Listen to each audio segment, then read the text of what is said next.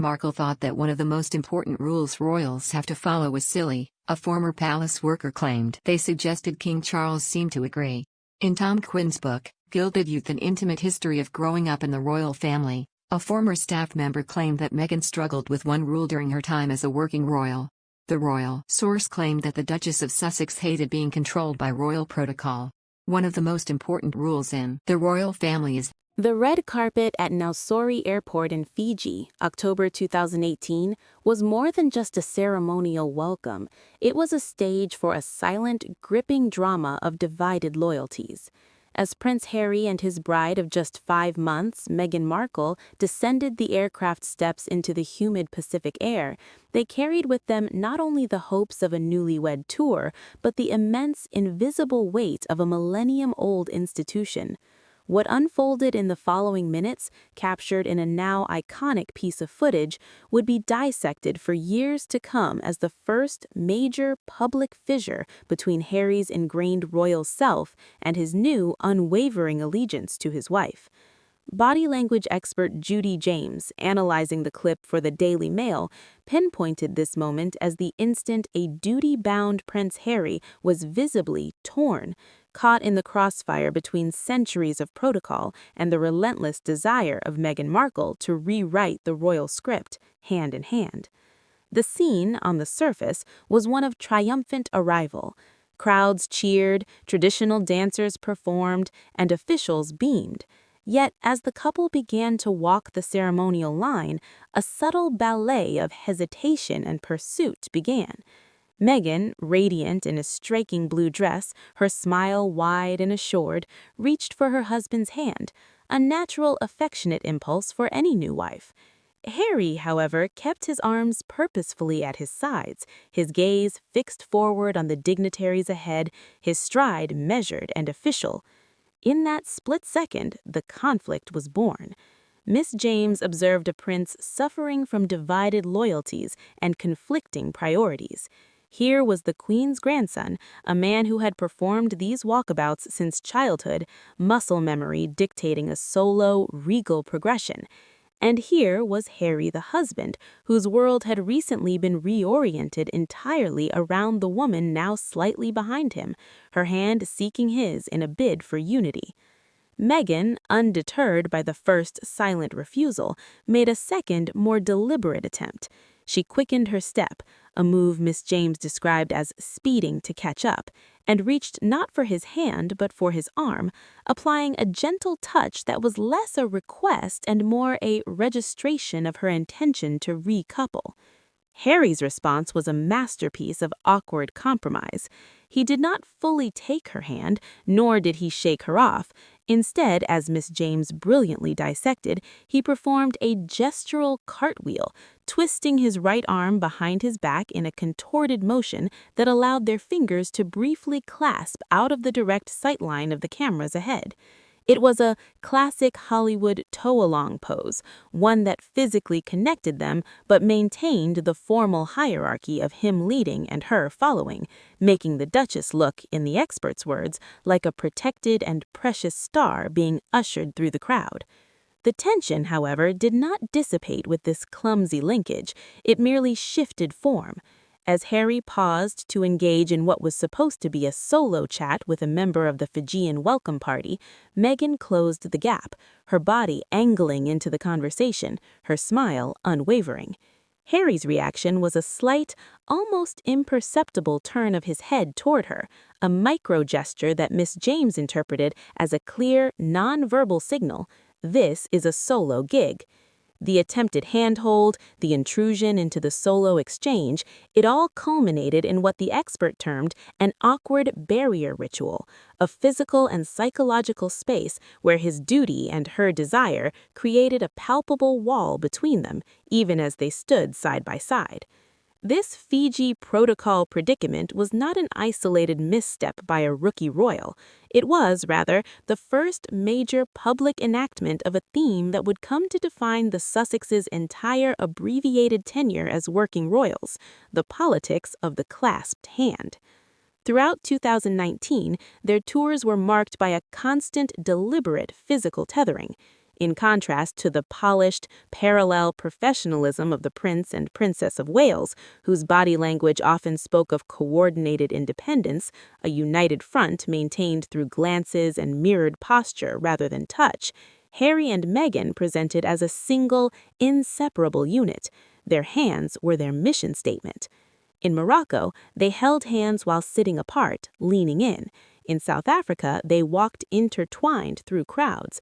This was a conscious and, to many, a rebellious rejection of the traditional Windsor model, where affection was a private matter and public duty was performed with a dignified, often solitary bearing. The profound symbolism of this tactile defiance reached its apex not in the sun of a foreign tour, but in the hollowed, chilly gloom of Westminster Hall in September 2022. Returning to the UK for the lying-in state of Queen Elizabeth II, the Sussexes, now non-working royals, and arguably the family's most contentious figures, walked in solemn procession behind the Queen's coffin.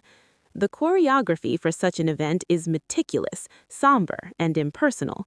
The royal couples, the then Prince Charles and Camilla, the Prince and Princess of Wales, maintained a large spatial gap between them, with no touching or communication, as per the unspoken rules of state mourning.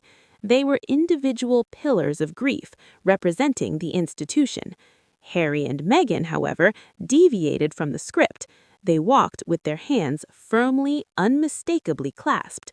Miss James, analyzing this moment, called it a powerful use of statement body language.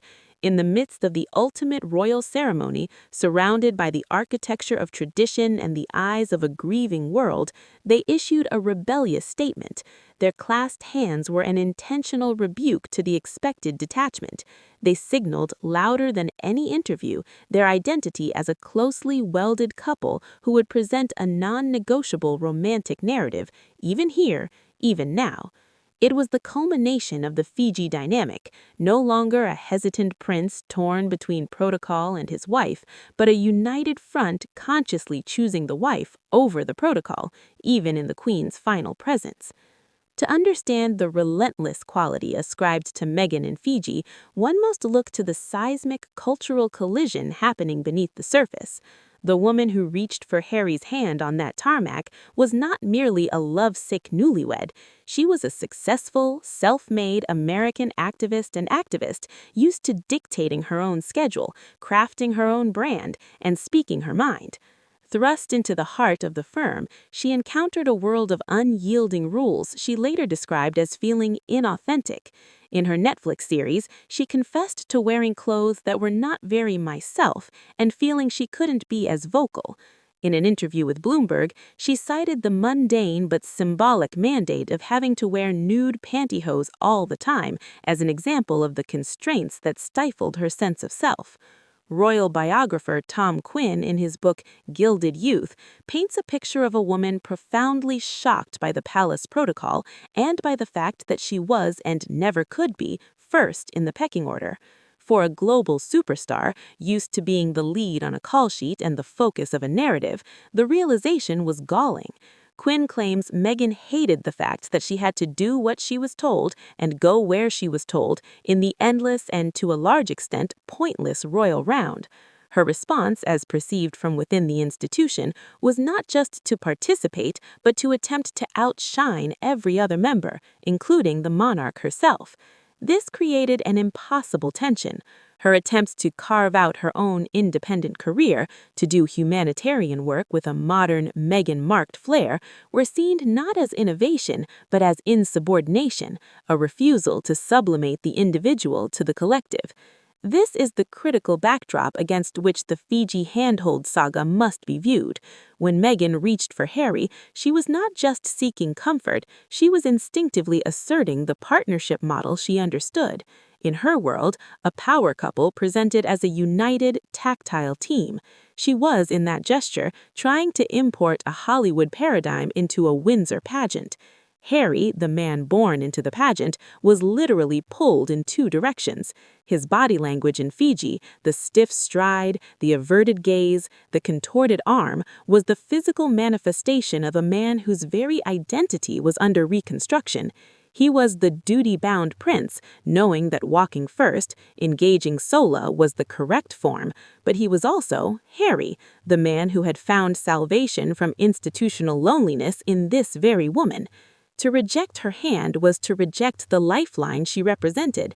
His awkward compromise was the only move available to a man trying to fail in inhabiting two incompatible roles simultaneously.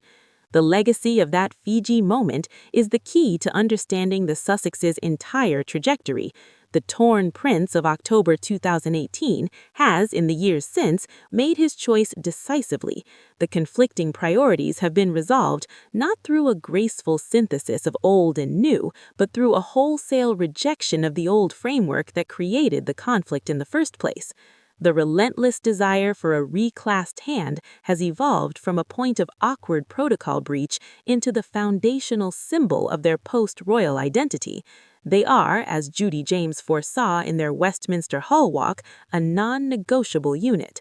The prince who was once torn is now, for better or worse, firmly and unequivocally welded. The journey from that hesitant, twisted arm on the Nausori Airport tarmac to the defiant, clasped hands in Westminster Hall charts the death of one Harry and the birth of another, a passage paid in the currency of relentless love.